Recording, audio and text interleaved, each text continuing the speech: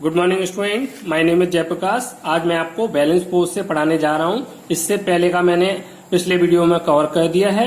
अगर आपने मेरी पिछली वीडियो नहीं देखी है तो प्लीज आप प्ले लिस्ट में जाकर पहले उस वीडियो को देख लें, जिससे कि आपको ये वीडियो और बेटर तरीके से समझ में आए। चलो तो let us start balance force.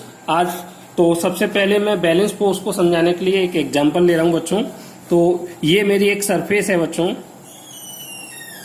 इस सरफेस पर मेरा एक ब्लॉक रखा हुआ है, या आप कहें बॉक्स रखा हुआ है। बॉक्स मान लीजिए, ये एक बॉक्स रखा हुआ है जो जमीन की सतह मीन्स सरफेस से टच है, सरफेस पर टच है। ये अर्थ सरफेस है, अर्थ की सरफेस, ठीक है।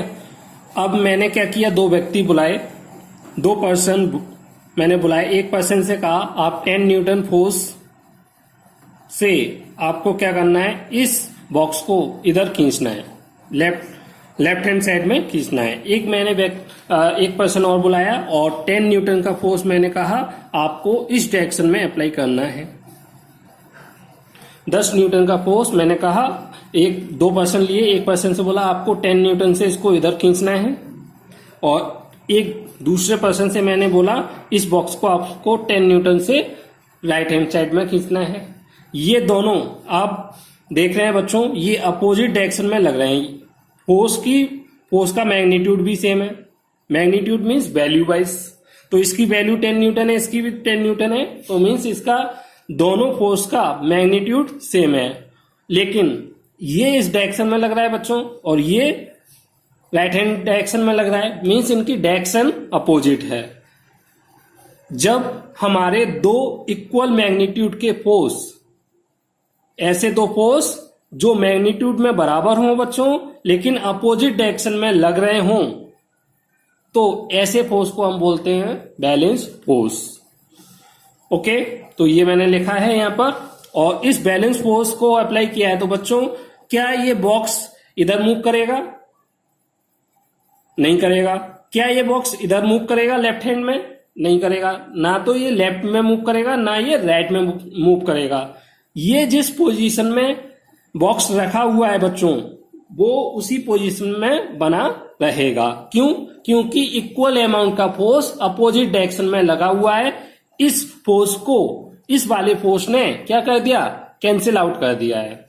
F1 ने F2 को क्या कर दिया है, कैंसिल आउट कर दिया है। Both forces are equal in magnitude but have opposite direction, so it is cancel to each other.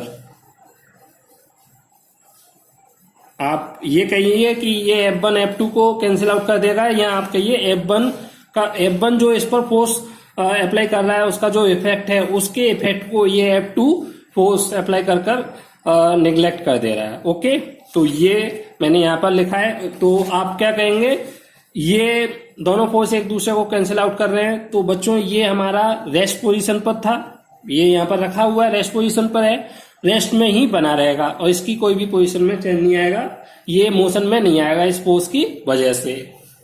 तो जिस पोजीशन या जिस स्टेट में वो है उसी स्टेट में बना रहेगा अगर बैलेंस फोर्स अप्लाई किया गया है। तो ये तो रेस्ट की कहानी हो गई बच्चों। तो मैंने यहां पर लिख रखा है, if two forces of equal magnitude act on a body in opposite direction is known as balance force. When balance force is applied upon a body then body does not change its state. आपने देखा इसमें example में body ने अपनी state change नहीं करी। ये body किस में थी, रेस्ट स्टेट में थी, और फोर्स दो फोर्स अप्लाई करने के बाद भी ये किस में बनी रही, बॉडी रेस्ट में ही बनी रही, अपनी उसने स्टेट को चेंज नहीं किया। तो यही मैंने यहां पर लिख रखा है, upon a body then body does not change its state. If body is in rest अगर बॉडी रेस्ट में थी बिफोर अप्लाइंग बैलेंस फोर्स, जो हमने बैलेंस फोर्स अप्लाई किया है उससे पहले अगर बॉडी हमारी रेस्ट में थी, then body remain in rest state after applying balance force, तो बैलेंस फोर्स अप्लाई करने के बाद भी वो रेस्ट स्टेट में बनी रहेगी। While if body is in motion before applying a balance force, then body remain in motion state and its speed does not change, it will remain constant। अगर बच्चों जैसे मैं एक बाईसाइकिल, ये मेरी एक बाईसाइकिल है बच्चों, ओके, ये इसका हैंडल है, तो ये बाईसाइकिल हमारी 5 मीटर पर सेकेंड से इधर की तरफ मूव कर रही है। अब बच्चों मैंने क्या किया, 10 न्यूटन का फोर्स इधर लगाया और 10 न्यूटन का फोर्स मैंने इस पे इधर अप्लाई किया। क्या इसकी स्टेट में कोई परिवर्तन होगा? नहीं होगा। क्यों? क्योंकि 10 न्यूटन के फोर्स ने इस 10 न्यूटन के फोर्स ने इस 10 न्यूटन को क्या कर दिया? नेग्लेक्ट कर दिया। इसने इसके इफेक्ट को नेग्लेक्ट कर दिया। यहां आप ये कहिए इसने इसके इफेक्ट को नेग्लेक्ट कर दिया, क्योंकि equal amount and opposite direction. Okay, तो ये इसी स्टेट में चलता रहेगा और ये 5 मीटर पर सेकंड से चल रहा है, तो 5 मीटर पर सेकंड से ही चलता रहेगा।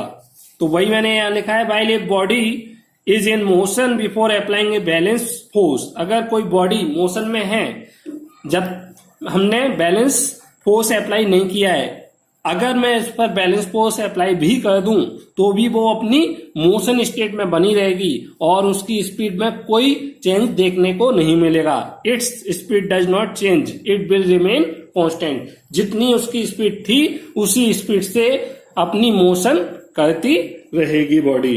ओके, तो मैंने दोनों के एग्जाम्पल बता दिए आपको बच्चों। यहां पर मैंने अब 2 एग्जाम्पल और लिए हैं। ये मैंने एग्जाम्पल से आपको थ्योरी समझा दिया, अब मैंने एग्जाम्पल ले लिया है। A man pushing A ball. बच्चों कोई एक पर्सन है, वो एक दीवार है हमारी, उसको पुश कर रहा है, धक्का दे रहा है। क्या बॉल हमारी मूव करेगी? बॉल मूव नहीं करेगी। तो ball does not move and neither man will move. क्या आदमी मूव करेगा? देखिए आपको पता होगा एक्शन का रिएक्शन होता है, तो जो पर्सन बॉल पर फोर्स अप्लाई कर रहा है उतना ही फोर्स बॉल पर्सन पर अप्लाई कर रही होगी, जिसकी वजह से ना तो हमारी बॉल मूव करी ना हमारा मैन मूव करा। तो ये हमारा बैलेंस फोर्स का एग्जांपल हो गया। तो a man pushing A ball and ball does not move neither man will move. क्यों? क्योंकि मैन ने जितना फोर्स बॉल पर अप्लाई किया उतना ही फोर्स बॉल ने मैन पर अप्लाई किया, दोनों का सेम रहा, इक्वल एंड अपोजिट। इस वजह से ये कैसा एग्जाम्पल हो गया फोर्स का? बैलेंस फोर्स का एग्जाम्पल हो गया। इसी तरीके से मैंने ये एग्जाम्पल लिया है, तो 10 न्यूटन का फोर्स मैं लेफ्ट हैंड से लगा रहा हूं और 10 न्यूटन का फोर्स मैं राइट हैंड से लगा रहा हूं और अपोजिट डायरेक्शन में है। तो ये रेस्ट पोजीशन में है हमारा बॉक्स या ब्लॉक, तो हमारा ये रेस्ट में ही बना रहेगा। तो it is also an example of balance force.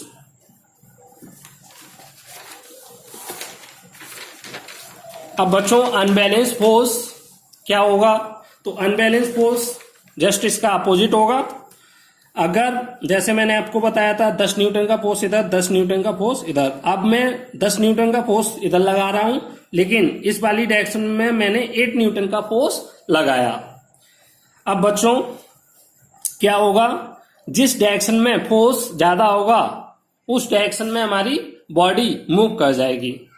तो यहां पर 8 न्यूटन है, यहां पर 10 न्यूटन है।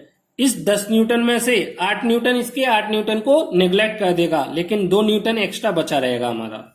इसको मैं क्या लिख सकता हूं? 10 न्यूटन को 8 न्यूटन प्लस 2 न्यूटन। ये 8 न्यूटन इस 8 न्यूटन के इफेक्ट को नेग्लेक्ट कर देगा, लेकिन ये 2 न्यूटन को नेग्लेक्ट नहीं कर पाएगा, जिसकी वजह से ये बॉडी किधर मूव कर जाएगी? लेफ्ट हैंड साइड में। दूसरा केस हमारा क्या हो सकता है? अगर मैं 10 न्यूटन का फोर्स इधर लगा दूं और इधर 8 न्यूटन का फोर्स लगा दूं तो क्या होगा? बॉडी किधर मूव करेगी? अब बच्चों इस 10 न्यूटन को फिर मैं क्या लिख सकता हूं, 8 न्यूटन प्लस 2 न्यूटन। तो ये 8 न्यूटन से ये 8 न्यूटन कैंसिल आउट हो गया, लेकिन ये 2 न्यूटन एक्स्ट्रा रह गया। इस 2 न्यूटन की वजह से ये बॉडी किधर मूव कर जाएगी, राइट हैंड साइड में, और इस वाले केस में लेफ्ट हैंड साइड में। क्यों, क्योंकि अनइक्वल यहां पर क्या है, मैग्नीट्यूड हमारा फोर्स का अनइक्वल है। यहां पर 10 न्यूटन है, यहां पर 8 न्यूटन है, ऐसे ही यहां पर 8 न्यूटन है, यहां पर 10 न्यूटन है। तो अनइक्वल मैग्नीट्यूड है हमारा फोर्स का, लेकिन और अपोजिट डायरेक्शन में लगा हुआ है किसी बॉडी पर, तो बॉडी हमारी अपनी जो स्टेट है उसको चेंज कर जाएगी, या चेंज करने की हाँ उसकी स्टेट चेंज हो जाएगी। अगर वो रेस्ट में है तो मोशन में चली आएगी, और मोशन में है तो रेस्ट में आने की कोशिश करेगी।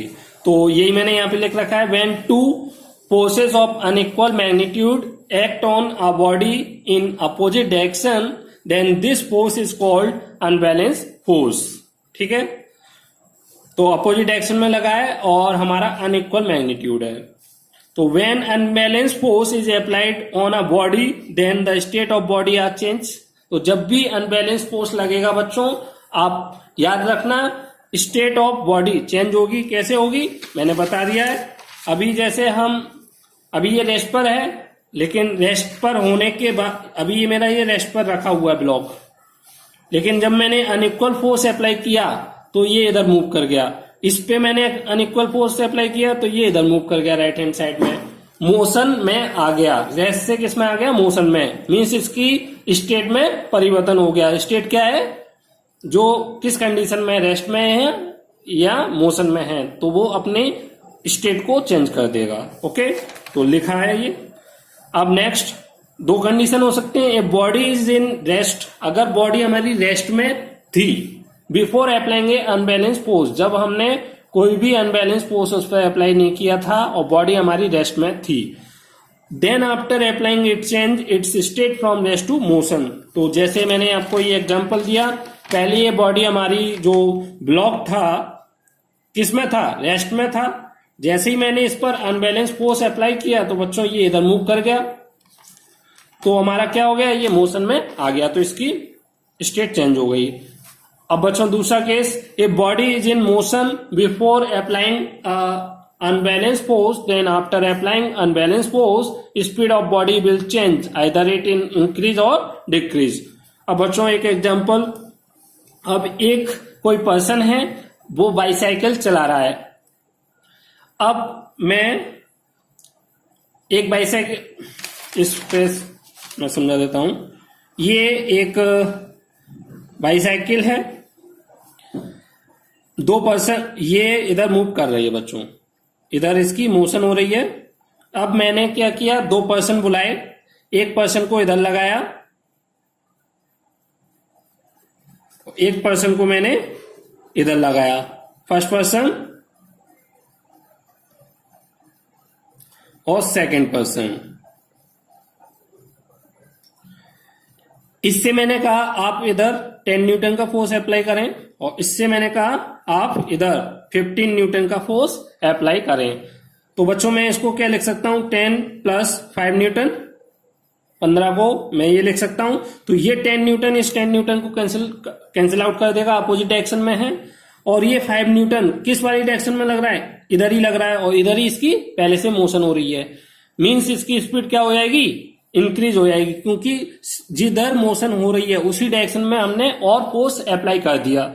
अनबैलेंस फोर्स की वजह से इस पे 5 न्यूटन फोर्स और इसी डायरेक्शन में लग गया। अगर मैं आगे की तरफ साइकिल चला रहा हूं और उसी डायरेक्शन में मुझे कोई पीछे से धक्का लगा दे, तो मेरे होता क्या है, साइकिल की स्पीड इंक्रीज हो जाती है। सिमिलर केस ये है बच्चों। अब अपोजिट केस क्या हो सकता है, अब मैं 15 न्यूटन इधर लगा दूं, ये मेरी एक बाइसाइकिल है।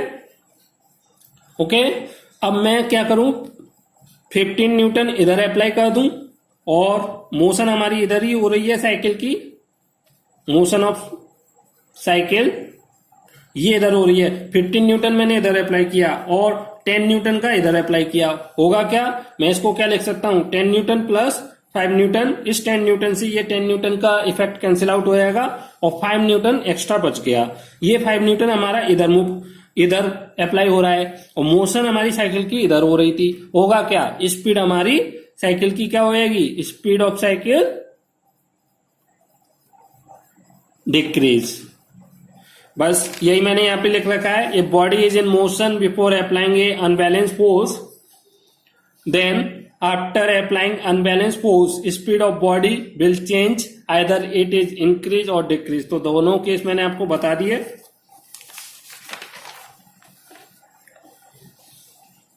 एग्जाम्पल यही, when we kick a football it move from one place to another. तो बच्चों एक फुटबॉल हमारी जमीन पे रखी हुई है तो वो कैसी किस स्टेट में होगी, रेस्ट पोजीशन पे होगी। जैसे ही मैं उसमें किक मारूंगा तो वो रेस्ट से किस में आ जाएगी, रेस्ट से एक प्लेस से दूसरे प्लेस पर जा रही है वो किक मारने की वजह से। क्यों, क्योंकि उसकी स्टेट चेंज हो गई है, रेस्ट से वो मोशन में आ गई है। तो ये पहला example.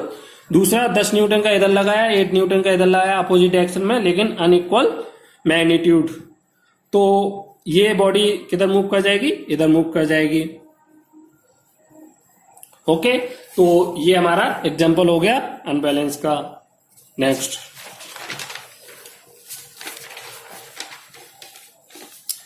First law of motion.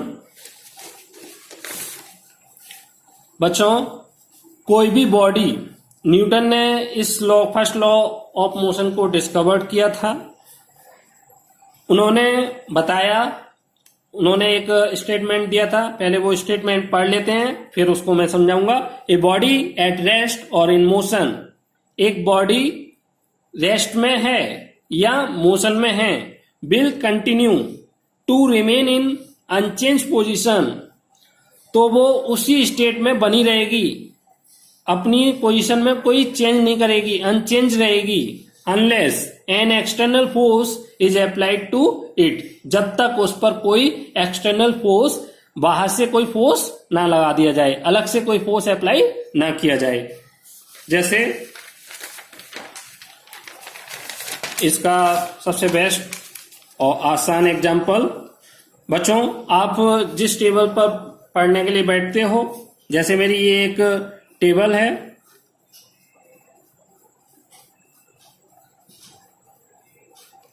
ये मेरी एक टेबल है, इस टेबल पर मेरी ये एक बुक रखी हुई है बच्चों, ये मेरी एक बुक है।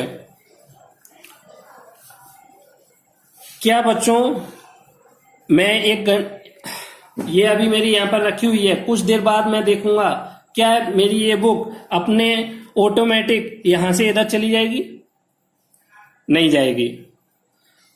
अगर मैं इस पर ऐसे हाथ से इस पर फोर्स अप्लाई करूं इधर वाली डायरेक्शन में, तो क्या होगा बच्चों, ये बुक इधर की तरफ चली जाएगी। जैसे मैं ये स्केल लेता हूं, ये स्केल मेरा यहां पर रखा हुआ है, क्या ये अपने आप मूव कर जाएगा, अभी ये रेस्ट पोजीशन में है, क्या ये अपने आप मोशन में चला जाएगा, क्या ये इधर से इधर मूव कर जाएगा, क्या ये ऊपर मूव कर जाएगा?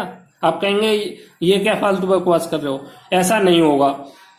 तो ऐसा नहीं होता है बच्चों, मूव नहीं करेगा। क्यों नहीं करेगा? क्योंकि हर बॉडी अपनी उसी पोजीशन में बने रहना चाहती है जिस पोजीशन में वो है। तो अभी ये रेस्ट पोजीशन में है तो ये रेस्ट पोजीशन में ही बने रहना चाहती है, ये इसकी नेचुरल टेंडेंसी है। अब मैं बच्चों इधर से एक फोर्स अप्लाई करता हूं तो होगा क्या, ये अपनी पोजीशन चेंज कर दी इसने, अभी ये रेस्ट से किस में मोशन में आ गई थी और अपनी पोजीशन चेंज करने के बाद फिर रेस्ट में आ गई। तो हो क्या रहा है, फोर्स अप्लाई करने की वजह से इसकी ये पोजीशन चेंज हुई है। तो जब तक हमने इस पर फोर्स अप्लाई नहीं किया था वो अपनी रेस्ट पोजीशन में बनी हुई थी। जैसे एक बाईसाइकिल कुछ कंचे हमने अपने फर्श पर गिराए, अगर उसमें कोई फ्रिक्शन नहीं है बच्चों तो वो अगर हमने चला दिए हैं तो वो चलते रहेंगे, तो वो मोशन में बने रहेंगे, अगर हम अलग से फोर्स अप्लाई करके उनको रोके नहीं आगे से। ठीक है ना। जैसे ये कुछ एक फर्श है, इस पे मैं कुछ कंचे गिरा दे रहा हूं और हल्के से मूव करके मैं इनको इधर पुश कर दे रहा हूं, तो ये कंटिन्यूअसली मूव करते रहेंगे अगर इस सरफेस पर कोई फ्रिक्शन वर्क नहीं कर रहा है। अगर कोई फ्रिक्शन नहीं है, फ्रिक्शन भी हमारा एक एक्सटर्नल फोर्स होता है इस वजह से। तो अगर कोई फ्रिक्शन नहीं है तो ये जो मार्बल्स हैं ये कंटिन्यूअस मूव करते रहेंगे। ओके, तो बस यही लिखा है, ए बॉडी एट रेस्ट, एक बॉडी रेस्ट में बनी रहेगी, और इन मोशन, अगर वो रेस्ट में है तो वो रेस्ट में बनी रहेगी, और वो मोशन में है तो कंटिन्यूअस वो मोशन में बनी रहेगी। To remain in the unchange position, अपनी पोजिशन अनचेंज रखेगी, unless an external force is applied to it, जब तक ये ऐसा रहेगा जब तक उस पर कोई एक्सटर्नल फोर्स बॉडी पर अप्लाई ना कर दिया जाए। और हमने एक्सटर्नल फोर्स अप्लाई कर दिया बॉडी पर तो वो उसकी स्टेट चेंज हो जाएगी और या फिर स्टेट चेंज होने को ट्राई करेगी वो। ओके, तो इसी का दूसरा रूप हम क्या बोल सकते हैं इसको, all object resist change in their state of motion, जितने भी ऑब्जेक्ट हैं वो अपनी स्टेट, मोशन की जो भी स्टेट है, रेस्ट और या तो रेस्ट होगा बच्चों या फिर क्या होगा, मोशन में होगी बॉडी, तो दोनों केस में वो अपनी स्टेट में बना रहना चाहता है, वो अपना रजिस्ट अपनी स्टेट में कोई भी डिस्टरबेंस नहीं चाहता है, तो इसको हम फर्स्ट लॉ ऑफ मोशन बोलते हैं। अब बच्चों इनर्शिया क्या होता है, जितने भी ऑब्जेक्ट हैं वो अनडिस्टर्ब रहना चाहते हैं, जिस स्टेट में हैं उसी स्टेट में बने रहना चाहते हैं, इसी को बोलते हैं बच्चों इनर्शिया। जैसे फैन है बच्चों, इनिशियली वो रेस्ट में होता है तो वो रेस्ट में रहना चाहता है, जब हम उस पर इलेक्ट्रिसिटी अप्लाई करते हैं, एक्स्ट्रा फोर्स अप्लाई करते हैं, उस वजह से वो किस में आ जाता है, मोशन में। अगर मैं उस इलेक्ट्रिसिटी को अप्लाई ना करूं तो मेरा पंखा किस में बना रहेगा, रेस्ट में बना रहेगा। तो the tendency of undisturb object to stay at rest और to keep moving with the same velocity is called inertia. Okay, तो जिस स्टेट में कोई ऑब्जेक्ट है वो उसी स्टेट में बना रहना चाहता है, इसी को हम इनर्शिया बोलते हैं। और यही same thing first law of motion बोल रहा है कि एक बॉडी है रेस्ट में है तो वो रेस्ट में बना रहना चाहती है, मोशन में है तो वो मोशन में बना रहना चाहती है, और यही हमारा इनर्शिया बोल रहा है। इसी वजह से क्या होता है बच्चों, inertia and first law is similar, so first law of motion, इसलिए हम फर्स्ट लॉ ऑफ मोशन को लॉ ऑफ इनर्शिया का लॉ भी बोलते हैं। अब बच्चों example of first law of motion, तो a book lying on a table lying in a room, they will not change their position till an external force is act on it. बच्चों जैसे मैं यहाँ पर ये बुक रख रहा हूं, क्या ये अपनी पोजीशन अपने आप चेंज कर देगी? अभी ये यहाँ पर है, कुछ देर बाद भी यहीं पर होगी, और अगर हम 1 साल बाद भी आए और इसको डिस्टर्ब ना करें तो ये इसी पोजीशन में मिलेगी। अब मैंने इस पर ये फोर्स अप्लाई किया, हाथ से उठाया इसको और दूसरी साइड में रखा मैंने, ओके, तो इसने अपनी स्टेट चेंज कर ली। तो यही हमारा फर्स्ट लॉ ऑफ मोशन बोलता है। तो पहला एग्जांपल यही है कि अगर किसी टेबल पर बुक रखी है वो अपनी पोजीशन में बनी रहेगी अगर उस पर कोई एक्सटर्नल फोर्स एक्ट ना कर रहा। बच्चों सेकेंड एग्जांपल हमारा क्या है, a driver of automobile brake abruptly and by inertia shoot forward. होता क्या है, ये मेरी एक बस है, बस की एक सीट है, उस सीट पर मेरा एक पर्सन बैठा हुआ है, पर्सन के लेग्स हमारे डायरेक्ट कांटेक्ट में है बस के। इस वजह से जब हमारी बस मोशन में होती है इसके लेग्स भी मोशन में होते हैं, और जैसे ही मैं इस पर ब्रेक अप्लाई करता हूं तो ये लेग्स तो हमारे तुरंत हमारे क्या आ जाते हैं, रेस्ट पोजीशन में आ जाते हैं, लेकिन इसका जो अपर पार्ट है बच्चों वो उस ड्यू टू इनर्शिया उसी मोशन में रहना चाहता है जिस मोशन में बस पहले चल रही थी। इस वजह से होता क्या है, इस बैठे हुए पर्सन को आगे की तरफ एक धक्का लगता है। ओके, तो ये एग्जांपल हो गया आपका। दूसरा, a rolling ball on rough surface on ground stop earlier than on the smooth surface. अगर बच्चों मेरी एक रफ सरफेस है उस पर मैं कुछ मार्बल्स यहाँ से पुश कर दूं, मैं थोड़ा सा पुश करके आगे की तरफ ढकेल दूं, इस पर थोड़ा सा पुश कर दूं, तो होगा क्या, ये मार्बल्स कुछ डिस्टेंस कवर करने के बाद स्टॉप हो जाएंगे। लेकिन बच्चों अगर मेरी ये सरफेस स्मूथ होती और मैं हल्का सा पुश कर दूं इन मार्बल्स को या बॉल को रोल कर दूं तो होगा क्या, ये कंटिन्यूअस मूव करती रहेगी क्योंकि इस पर कोई एक्स्ट्रा फोर्स अप्लाई नहीं कर रहा है, लेकिन रफ सरफेस पर हमारा फ्रिक्शन फोर्स वर्क कर रहा था। तो ये हमारा एग्जांपल हो गया हमारा फर्स्ट लॉ ऑफ मोशन का। तो ये rolling ball on rough surface on ground stop earlier than on smooth surface. तो जो हमारी रफ सरफेस होगी उस पर जो रोलिंग बॉल होगी जल्दी से स्टॉप कर जाएगी, जबकि स्मूथ सरफेस पर ऐसा नहीं होगा। Okay, because rough surface offer more friction than smooth surface, क्योंकि रफ सरफेस का फ्रिक्शन स्मूथ सरफेस की तुलना में ज्यादा होता है। If there would no force to oppose then the motion of a body then moving body would never stop. अगर कोई अपोजिंग फोर्स वर्क ना करे, जैसे स्मूथ सरफेस पर बहुत कम करता है, अगर वो भी ना करे तो हमारा क्या होगा, जो बॉडी मूव कर रही है वो कंटिन्यूअस उसी स्पीड से मूव करती रहेगी। अब बच्चों, फर्स्ट लॉ ऑफ मोशन दो चीजों पर डिपेंड करता है। एक, ऑब्जेक्ट एट रेस्ट, अगर बॉडी रेस्ट पर है तो वो रेस्ट में बना रहना चाहेगी, फर्स्ट लॉ यही बोलता है। और वो अगर मोशन में है तो मोशन में बना रहना चाहेगी। तो ऑब्जेक्ट एट रेस्ट, इसका मतलब क्या है, अगर कोई बॉडी रेस्ट पर है, रेस्ट पर होने का मतलब क्या है, उसकी स्पीड जीरो है, उसकी स्पीड जीरो है या वेलोसिटी जीरो है, तो B equal to zero, acceleration zero. जब स्पीड ही नहीं है तो बच्चों एसिलेशन कहां से होगा, तो एसिलेशन भी जीरो हो गया। Therefore the object continues to be rest। दूसरा, ऑब्जेक्ट इन मोशन, अगर कोई ऑब्जेक्ट मोशन में है तो बच्चों उसके पास क्या होना चाहिए, सबसे पहले कुछ ना कुछ स्पीड होगी, तो यहाँ पर b is not equal to zero, velocity उसकी जीरो नहीं होनी चाहिए। दूसरा, while acceleration a equal to zero, acceleration उसका जीरो होना चाहिए। एसिलेशन क्या है, चेंज इन स्पीड या चेंज इन वेलोसिटी। तो वेलोसिटी में कितना चेंज हो रहा है, कितनी तेजी से या स्लो, तो इसमें क्या है, जिस स्पीड से चल रहा है उसी स्पीड से चलना चाहिए, तो उसके लिए हमारा एसिलेशन कितना होना चाहिए, जीरो। तो एसिलेशन हमारा जीरो हो और velocity does not equal to zero, velocity zero ना हो लेकिन एसिलेशन जीरो हो, तो वो ऑब्जेक्ट मोशन करता रहेगा सेम स्पीड या सेम वेलोसिटी से कंटिन्यूअस। तो therefore object will continue to be in motion with constant velocity and in the same direction. अगर बच्चों आपको ये वीडियो पसंद आई हो तो प्लीज चैनल को सब्सक्राइब कर लें और बेल आइकन प्रेस कर दें और वीडियो को लाइक करें।